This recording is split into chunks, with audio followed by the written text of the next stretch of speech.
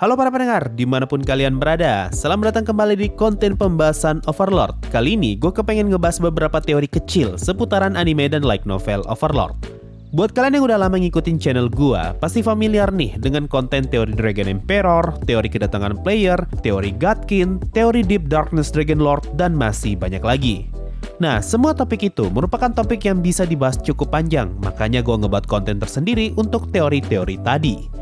Tapi sebenarnya masih ada beberapa teori lain yang terlalu pendek kalau dijadikan konten tersendiri. Makanya sampai sekarang belum pernah gua bahas. Nah, mumpung gua udah kepikiran dan berhasil ngumpulin beberapa teori pendek, gua rasa ini adalah waktu yang tepat untuk ngebuat konten ini. Satu disclaimer lagi, beberapa teori yang akan gua sebutkan di sini bisa dibilang cukup liar karena kurangnya bukti dan informasi. Jadi silakan nilai sendiri.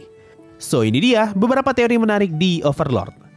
Teori pertama adalah teori hilangnya tubuh Khajiit. Buat kalian yang cuma nonton anime, pasti bakalan bingung dengan teori yang satu ini. Karena kalau di anime, tubuh Khajiit hancur menjadi debu setelah terkena serangan petir dari Nabe. Tapi kalau di light novel, tubuh Khajiit tidaklah hancur dan hanya sekedar gosong. Jadi pada saat itu, sebenarnya Ainz membawa tubuh Khajiit dan juga Clementine ke kota sebagai barang bukti. Tubuh mereka pun disimpan di dalam ruangan yang ada di kota, tapi keesokan harinya, tubuh mereka berdua menghilang tanpa jejak sama sekali. Nah, ini adalah salah satu misteri terbesar di Overlord yang sampai sekarang belum ada jawabannya, yaitu kemana perginya tubuh mereka berdua. Buat kalian yang berpikir, palingan tubuh mereka diambil Demiurge. Sayangnya tidak, karena pada saat itu Demiurge sedang tidak berada di Erantel dan Ainz serta Albedo sama sekali tidak tahu kemana perginya tubuh mereka berdua. Lalu, kalau kalian beranggapan Clementine selamat karena kalian nonton Clay Clementine, sayangnya kita tidak tahu apakah episode itu canon atau tidak. Jadi nasib Clementine sampai sekarang masih belum jelas.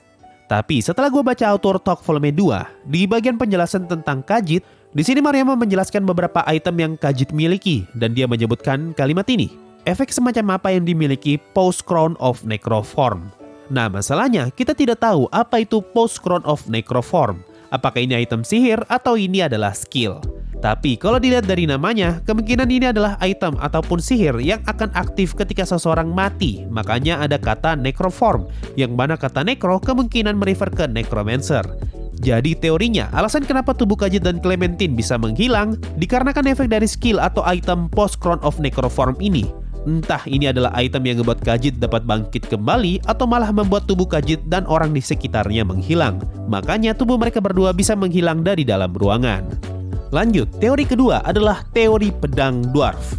Dulu banyak yang minta gua untuk bahas teori ini, karena pada saat itu sempat ramai anggapan kalau pedang yang ada di Dwarf Kingdom adalah world class item. Kalau kalian baca volume 11, Ainz dan Gondo masuk ke dalam ruang harta kerajaan dwarf untuk mencari benda yang ada hubungannya dengan runesmith. Selagi Gondo mencari, Ainz pun mulai melihat-lihat harta yang dimiliki para dwarf. Dan dari semua benda yang ada di dalam sana, Ainz melihat sebuah item sihir berbentuk pedang yang tampak paling mencolok dibandingkan yang lainnya. Ainz pun mengambil pedang itu dan berasumsi kalau ini adalah item dengan level 50-an. Melihat pedang tersebut, Ainz merasa kalau ini bukanlah pedang yang berasal dari Yggdrasil dan pedang ini sama sekali tidak memiliki runes.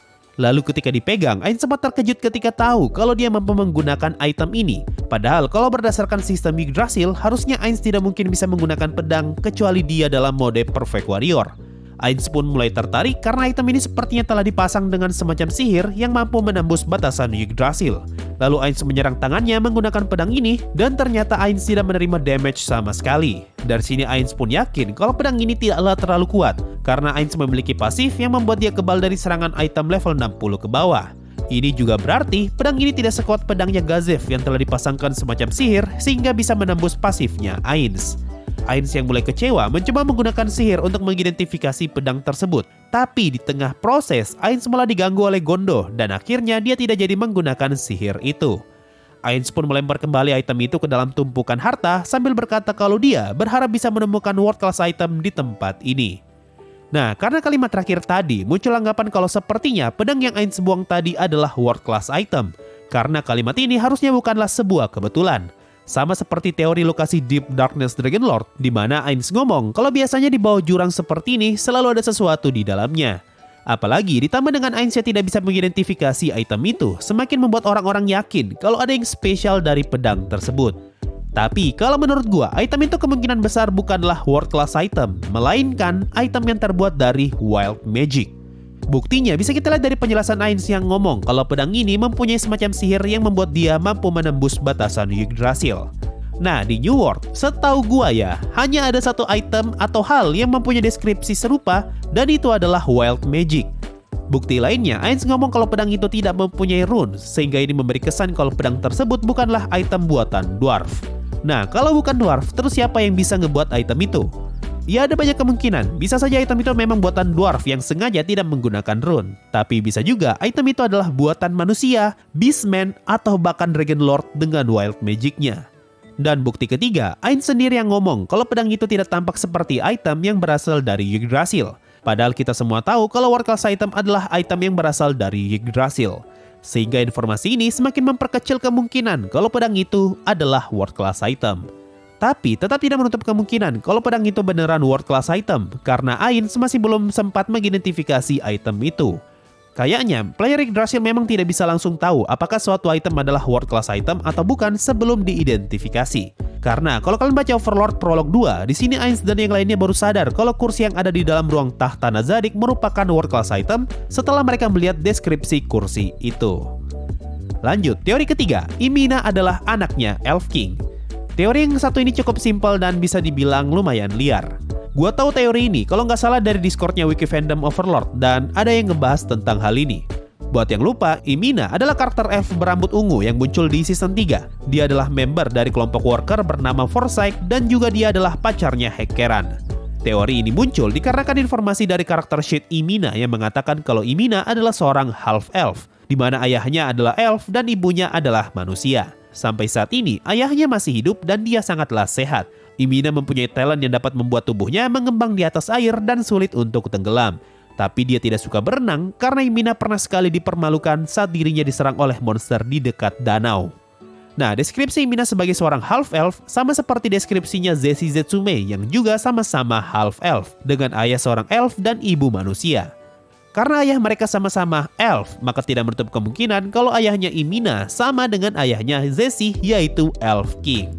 Kalau kita mempertimbangkan sifatnya Elf King yang hanya peduli dengan keturunan yang kuat, maka sangat masuk akal kalau Elf King tidak peduli dengan nasibnya Ymina sehingga ngebuat Ymina memilih pergi dari Elf Country.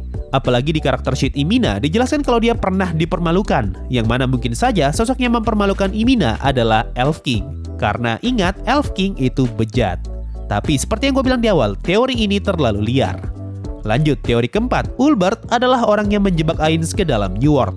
Teori yang satu ini juga bisa dibilang cukup liar dan gue dapatkan dari Discordnya Wiki Fandom Overlord. Intinya, teori ini bermula dari informasi yang mengatakan kalau Ulbert adalah orang yang tertarik dengan karakter jahat dan Ainz menganggap tindakan Ulbert sebagai bagian dari sifat Chunibyo-nya. Hingga akhirnya Ulbert keluar dari Guild Ainz Olgon dan berhenti bermain game Yggdrasil. Hal ini ngebuat Ulbert harus menerima kenyataan dan pada akhirnya dia benar-benar berubah menjadi seseorang dengan kepribadian yang jahat. Karena kalau kalian baca karakter sheetnya Ulbert, di akhir paragraf tertulis kalau pada saat penutupan server Yggdrasil, Ulbert berhadapan dengan seseorang dan mereka berdua bisa dianggap jahat. Asumsi ini pun dihubungkan dengan karakter sheetnya Bell River, di mana kita diberitahu kalau Bell River telah mati di dunia nyata setelah dia menemukan informasi berbahaya tentang sebuah perusahaan besar. Tapi sebelum dibunuh, Bell River berhasil memberikan informasi itu kepada seseorang, dan kalau berdasarkan teori ini, orang yang menerima informasi itu adalah Ulbert. Nah, informasi yang Ulbert dapatkan sepertinya adalah rencana sebuah perusahaan besar untuk melakukan simulasi di mana mereka akan menggunakan player Yggdrasil yang masih bertahan hingga penutupan server dan membuat mereka hidup di dunia virtual yang disebut New World. Mengetahui hal ini, Ulbert pun bertemu dengan seseorang yang mungkin adalah bagian dari perusahaan itu untuk menerima bayaran karena telah berhasil membuat Ainz bertahan hingga penutupan server. Sehingga hal ini membuat Ainz menjadi salah satu orang yang menjadi korban simulasi New World. Ingat ya, ini cuma sekedar teori. Dan teori terakhir, Crush Lulu adalah harta Lizardman yang keempat. Teori yang satu ini juga gue dapat dari Discordnya Wiki Fandom Overlord. Di volume 4, kita diberitahu kalau para Lizardmen mempunyai 4 item sihir yang disebut sebagai 4 harta karun agung. Di antara lainnya adalah Frostbane, yaitu pedang es yang dipegang Zaryusu, kemudian White Dragon Bone, yaitu armor tulang yang dipakai oleh Kyokuzuzu, dan Great Wine Pot, yaitu Gucci yang dapat memproduksi wine tanpa batas dan sekarang dipegang oleh sukunya Zenberu. Nah, dari keempat item yang ada, kita hanya diberitahu 3 item saja, dan item keempat sampai sekarang masih menjadi misteri. Disinilah muncul teori yang mengatakan kalau harta karun keempat Lizardman bukanlah item, melainkan darah keturunan. Di volume 4, Zaryusa menjelaskan kalau Lizardman albino tidak begitu disukai oleh Lizardman lain. Ini dikarenakan Lizardman albino dianggap sebagai beban karena mereka mempunyai fisik yang lebih lemah daripada Lizardman normal, sehingga membuat Lizardman albino akan sangat kesulitan bertahan hidup. Tapi bagi sukunya Crush yaitu Red Eye, Lizardman albino justru dipandang terhormat dikarenakan mereka mempunyai kemampuan sihir yang hebat. Ini menandakan kalau ada yang spesial dengan Lizardman albino dari suku Red Eye. Nah sekarang kalau kita lihat karakter sheetnya Crush Lulu, di sini tertulis kalau rasnya Crush adalah Lizardman yang membangkitkan darah keturunan leluhurnya. Padahal di karakter sheet Zenberu dan Zaryusu, ras mereka berdua sama-sama hanya tertulis Lizardman. Di volume 4, Zaryusa menjelaskan kalau leluhur mereka adalah Lizardman yang mempunyai darah keturunan Dragon Lord. Sehingga ini artinya Crush Lulu adalah Lizardman yang berhasil membangkitkan darah keturunan Dragon Lord-nya. Lalu kalau kita lihat di job kelasnya Crush, di sini tertulis kalau dia mempunyai kelas Dragon Adept, yang kalau di Dungeons and Dragons, kelas ini membuat seseorang bisa menggunakan sihirnya naga. Jadi dengan kata lain, alasan kenapa harta keempat Lizardman tidak pernah disebutkan, ini karena harta keempat itu bukanlah item, melainkan darah keturunan Dragon Lord yang berasal dari leluhur mereka. Dan satu-satunya Lizardman yang mewarisi darah itu saat ini hanyalah Crush Lulu. Nah itu tadi beberapa teori pendek Overlord yang bisa dibilang cukup liar tapi juga menarik untuk dibahas. Ingat ya, ini cuma sekadar teori bukan fakta, tolong dibedakan. Mungkin itu saja untuk video kali ini, makasih semua yang sudah mendengarkan sampai di titik ini. Sampai jumpa di video berikutnya, dan bye-bye. Video kali ini nggak ada Sawerianya, so gue ucapkan terima kasih banyak untuk para petualang Adamantite di bulan Juni ini, yaitu Ziaul Haq dan juga Fadil. Terima kasih semua yang sudah donasi dan gabung jadi membership, thanks a lot and bye-bye.